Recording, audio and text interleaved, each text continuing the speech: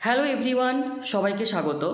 পলিটেকনিকে অর্থাৎ জেক্সপো এবং ভোকলেটের মাধ্যমে যে সমস্ত ছাত্র বা ছাত্রী ডিপ্লোমা ইঞ্জিনিয়ারিংয়ে ভর্তি হতে চলেছে তাদের ছিল অনেক দিন পর অর্থাৎ মেধা তালিকা প্রকাশের দিনক্ষণ বা মেরিট লিস্ট আজ ছিল প্রকাশের দিন। কিন্তু যে সমস্যা জয়েন্ট এন্ট্রান্সে এসেছে একই রকম সমস্যা হয়তো পলিটেকনিকেও আসবে আর কিছুক্ষণের মধ্যে। তো ভিডিওটিতে আমরা জানবো যে মেরিট লিস্ট যে তালিকা এখানে যে নোটিশ ছিল সেটাও উধাও হয়ে গেছে। তো জয়েন্ট এন্ট্রান্সের মেধা তালিকা প্রকাশের আগেই যেমন বাতিল হলো একই রকমভাবে পলিটেকনিকেও সেম জিনিস কিন্তু দেখা যাচ্ছে। আদালতের নির্দেশ, অন্যান্য অনগ্রসর শ্রেণী বা ওবিসির পড়ুয়াদের জন্য পূর্বের মতোই 7% সংরক্ষণই বরাদ্দ থাকবে। তাছাড়া নতুন ওবিসি তালিকা মেনে মেধা তালিকা প্রকাশ করা যাবে না। তালিকা প্রকাশ করলে তা করতে হবে পুরনো বিধি মেনে। জয়েন্ট এন্ট্রান্সে যদি এই জিনিস আসে তাহলে পলিটেকনিকেও কিন্তু সেম জিনিস আসতে চলেছে। এবং সেখানে আরও যে জিনিস সেখানে যুক্ত হয়েছে যে ওবিসি সংক্রান্ত জটিলতায় প্রকাশের আগেই বাতিল হয়ে গেল রাজ্য জয়েন্ট এন্ট্রান্স বোর্ডের মেধা তালিকা। একই রকমভাবে পলিটেকনিকেও আমরা সেম জিনিস কিন্তু দেখতে পাচ্ছি। তা বাতিল করে ফের নতুন করে মেধা তালিকা তৈরির নির্দেশ দিল কলকাতা হাইকোর্ট। হয়তো পলিটেকনিকেও একই জিনিস কিছুক্ষণের মধ্যে আসবে, কারণ জয়েন্ট এন্ট্রান্সের দিনক্ষণ অনুযায়ী কিন্তু পলিটেকনিকের মেধা তালিকার দিনক্ষণ নির্ধারিত হয়েছিল। বৃহস্পতিবার আদালতে বিচারপতি কৌশিক চন্দ্রের নির্দেশ 2010 সালের আগের 66টি ওবিসি সম্প্রদায়ের তালিকার ভিত্তিতেই নতুন মেধা তালিকা তৈরি করতে হবে। 15 দিনের মধ্যে আদালতের এই নির্দেশ কার্যকর করতে হবে বোর্ডকে। আদালতের নির্দেশ, ওবিসির পড়ুয়াদের জন্য পূর্বের মতো 7% সংরক্ষণই বরাদ্দ থাকবে।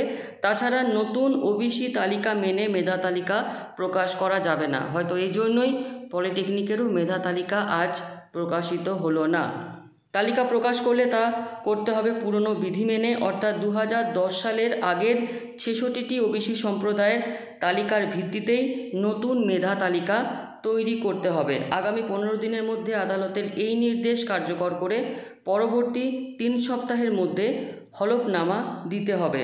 হলফনামা দেবেন সিনিয়র স্পেশাল সেক্রেটারি পদমর্যাদার কোনো আধিকারিক। শুধু তাই নয়, আদালতের এই রায় রাজ্যের মুখ্য সচিবকেও অবগত করতে হবে।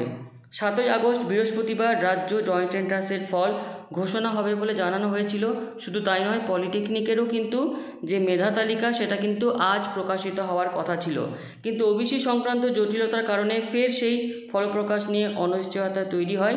কারণ গত বছর এপ্রিল মাসে 2010 সালের পরের সমস্ত ওবিসি শংসাপত্র বাতিল করে দিয়েছিল কলকাতা হাইকোর্ট। 2010 সালের আগে পর্যন্ত পশ্চিমবঙ্গে মোট 66টি জনগোষ্ঠীকে ওবিসি বলে ধরা হয়। 2010 সালে তৎকালীন বাম সরকারের আমলে 42টি এবং 2012 সালে তৃণমূল সরকারের আমলে আরও 35টি জনগোষ্ঠীকে ওবিসি বলে চিহ্নিত করা হয়। তাদেরকেই বাতিল করে দেয় উচ্চ আদালত। তো এটা যদি জয়েন্ট এন্ট্রান্সের ক্ষেত্রে হয়, সেম জিনিস কিন্তু পলিটেকনিকের ক্ষেত্রেও হতে চলেছে। তাই জয়েন্ট এন্ট্রান্স বোর্ডের মামলায় এর আগে বিচারপতি চন্দ্র জানিয়েছিল 2010 সালের আগের ওবিসি তালিকা মেনে ফল প্রকাশ করা হবে।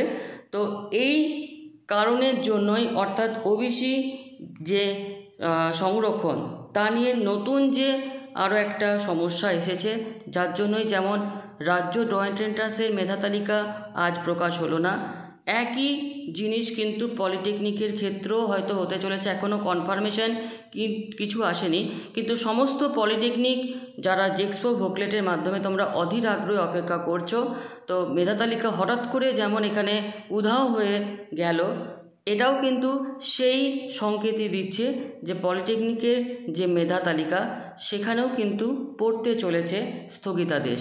এখনও নোটিশ আসেনি। যে সমস্ত নোটিশ বা যা আপডেট আসবে এই চ্যানেলে প্রত্যেকে তোমাদেরকে শেয়ার করা হবে। আজকের ভিডিও ডেসক্রিপশন বক্সে জেক্সপো ভোকলেটের হোয়াটসঅ্যাপ গ্রুপ, ফার্স্ট সেমিস্টারের হোয়াটসঅ্যাপ গ্রুপের লিঙ্ক দেওয়া রয়েছে। যদি ইন্টারেস্টেড হও অবশ্যই যুক্ত হয়ে যাও। তো ভিডিওটি এতটুকুই, ধন্যবাদ।